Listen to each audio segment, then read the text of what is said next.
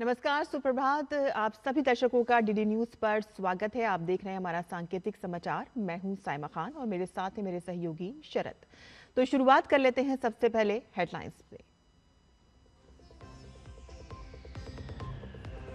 आज संविधान दिवस पर देश भर में कई कार्यक्रम। संसद भवन के समारोह में राष्ट्रपति, उपराष्ट्रपति, प्रधानमंत्री और लोकसभा अध्यक्ष समेत दोनों सदन के सांसद होंगे शामिल।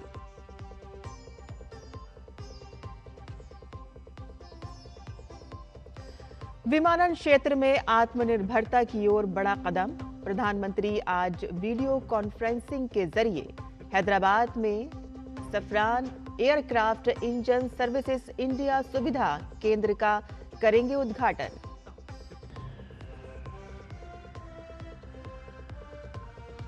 एसआईआर पर पश्चिम बंगाल में घमासान तेज। ममता बनर्जी ने केंद्र को दी खुली चुनौती।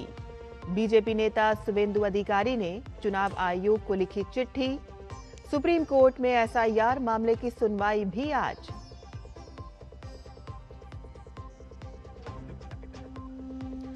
भारत रूस की अगुवाई वाले यूरेशियन आर्थिक संघ के साथ व्यापार समझौते पर आज से औपचारिक वार्ता।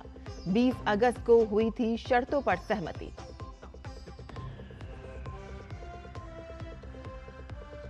ब्राजील में पूर्व राष्ट्रपति जेयर बोल्सोनारो को 27 साल की जेल। अपने देश में तख्ता पलट की साजिश के लिए सुप्रीम कोर्ट ने सुनाई सजा।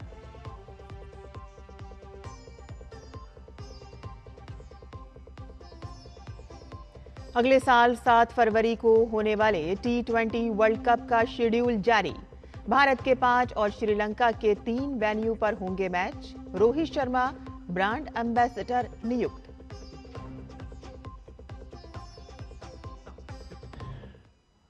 समाचार विस्तार से।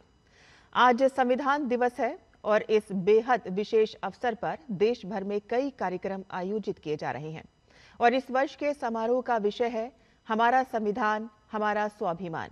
मुख्य कार्यक्रम नई दिल्ली स्थित संविधान सदन के केंद्रीय कक्ष में आयोजित होगा और इस कार्यक्रम में राष्ट्रपति द्रौपदी मुर्मू, उपराष्ट्रपति सीपी राधाकृष्णन, प्रधानमंत्री नरेंद्र मोदी, लोकसभा अध्यक्ष ओम बिरला और केंद्रीय मंत्रियों समेत तमाम सांसद शामिल होंगे।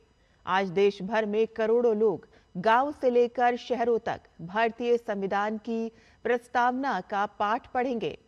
राष्ट्रपति इस प्रस्तावना पाठ का नेतृत्व करेंगी। संविधान का अनुवादित संस्करण 9 भाषाओं मलयालम, मराठी, नेपाली, पंजाबी, बोडो, कश्मीरी, तेलुगु, उड़िया और असमिया में जारी किया जाएगा और इसके अलावा एक विशेष स्मारक पुस्तक भारत के संविधान से कला और कैलीग्राफी का विमोचन किया जाएगा।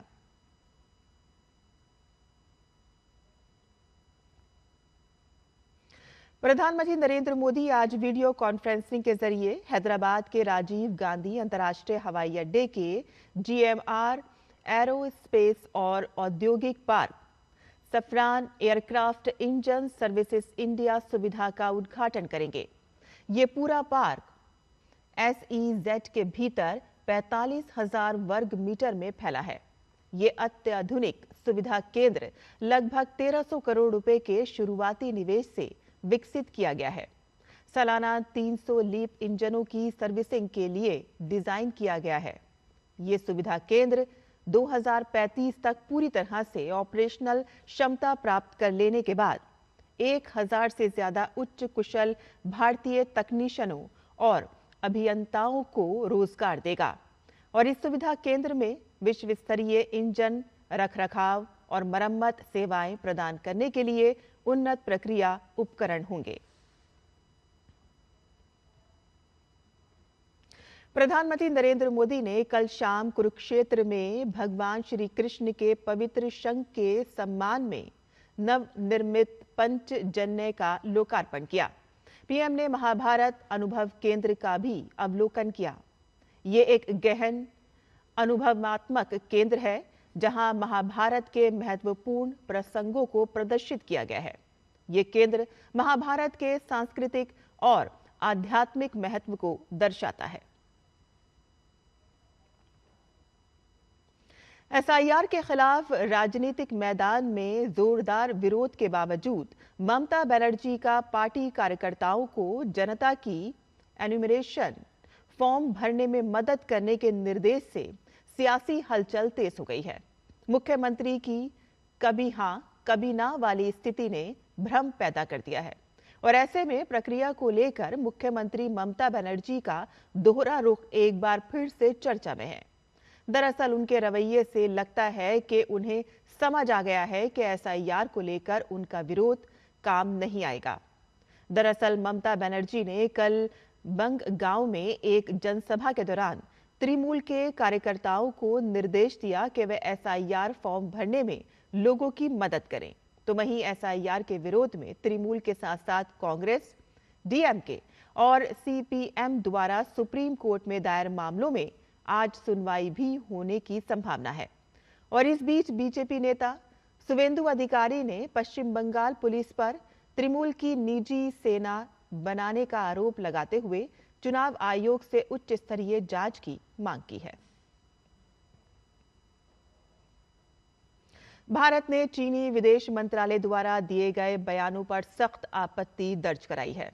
विदेश मंत्रालय के आधिकारिक प्रवक्ता रणधीर जायसवाल ने कहा कि चीन द्वारा अरुणाचल प्रदेश की एक भारतीय नागरिक को शंघाई अंतर्राष्ट्रीय हवाई अड्डे पर मनमाने ढंग से रोका जाना पूरी तरह से अस्वीकार्य है। जायसवाल ने साफ कहा है कि अरुणाचल प्रदेश भारत का अभिन्न और अविभाज्य हिस्सा है। चीन की ओर से बार बार के इनकार से ये निर्विवाद तथ्य बदलने वाला नहीं है। विदेश मंत्रालय ने यह स्पष्ट किया है कि चीनी अधिकारियों की कार्रवाई उनके अपने नियमों के भी खिलाफ है, जिसमें सभी देशों के नागरिकों को 24 घंटे तक वीजा फ्री ट्रांजिट की अनुमति दी जाती है। भारत और रूस की अगुवाई वाला ईएईयू समूह के बीच आज से मुक्त व्यापार समझौते पर बातचीत शुरू होगी। भारत और 5 देशों के समूह यूरेशियन आर्थिक संघ ईएईयू ने बीती 20 अगस्त को इस समझौते के लिए नियम एवं शर्तों पर हस्ताक्षर किए थे और इस दस्तावेज में 18 महीने की कार्य योजना बनाई गई है और इसका मकसद भारतीय कारोबारियों, खासकर छोटे मध्यम उद्योगों, किसानों और मछुआरों के लिए नए बाजार खोलना है। ईएईयू के 5 सदस्य देश हैं रूस, आर्मेनिया, बेलारूस, कजाकिस्तान और किर्गिस्तान। अमेरिका द्वारा भारतीय सामान पर भारी शुल्क लगाने के बाद से भारत अपने निर्यात के लिए नए बाजार तलाश रहा है। ब्राजील के पूर्व राष्ट्रपति जेयर बोल्सोनारो को वहां की सुप्रीम कोर्ट ने तख्ता पलट की साजिश के मामले में 27 साल की सजा सुनाई है। आरोप है कि उन्होंने 2022 के राष्ट्रपति चुनाव में हार के बावजूद सत्ता में बने रहने के लिए मौजूदा राष्ट्रपति लुइस इनासियो लुला डी सिल्वा की सरकार गिराने की साजिश रची। सुनवाई के दौरान बोल्सोनारो की कानूनी टीम ने कोर्ट के फैसले के खिलाफ अंतिम अपील नहीं की। 2008 में मुंबई में हुए आतंकी हमले की आंच बरसी है। आज फिर एक बार हम उस घाव का दर्द महसूस कर पा रहे हैं। 17 साल पहले भारत ने अपने इतिहास के सबसे भीषण आतंकी हमलों में से एक का सामना किया। लगभग 60 घंटे तक लश्कर-ए तैयबा के 10 आतंकवादियों ने मुंबई को बंधक बनाकर उस पर गोलियां और आग की बारिश कर दी। 166 निर्दोष लोगों की जान गई, जिनमें सुरक्षा बलों के जवान और विदेशी नागरिक भी शामिल थे। इस हमले में एकमात्र जिंदा पकड़े गए आतंकी कसाब को फांसी पर चढ़ा दिया गया। आज राष्ट्रीय दुग्ध दिवस है। ये दिन श्वेत क्रांति के जनक डॉक्टर वर्गीस कुरियन की जयंती का प्रतीक है और इस दिवस को मनाने के पीछे मकसद ये है कि दुग्ध उत्पादन, सहकारी सुधारों और महिलाओं द्वारा संचालित डेयरी उद्योग में देश की प्रगति को याद करें और उस दिशा में तरक्की करें। आज भारत वैश्विक दूध उत्पादन का लगभग 1/4 अकेले देता है।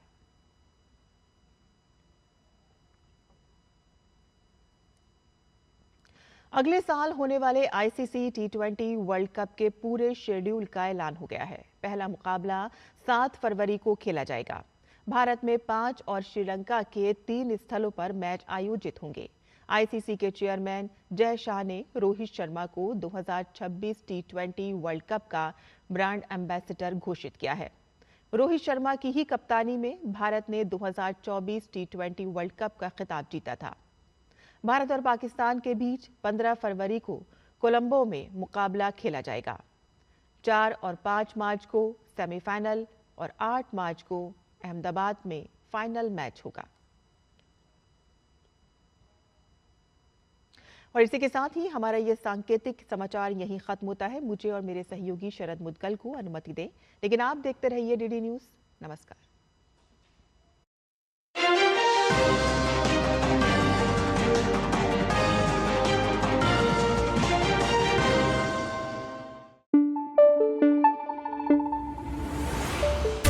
Thank you.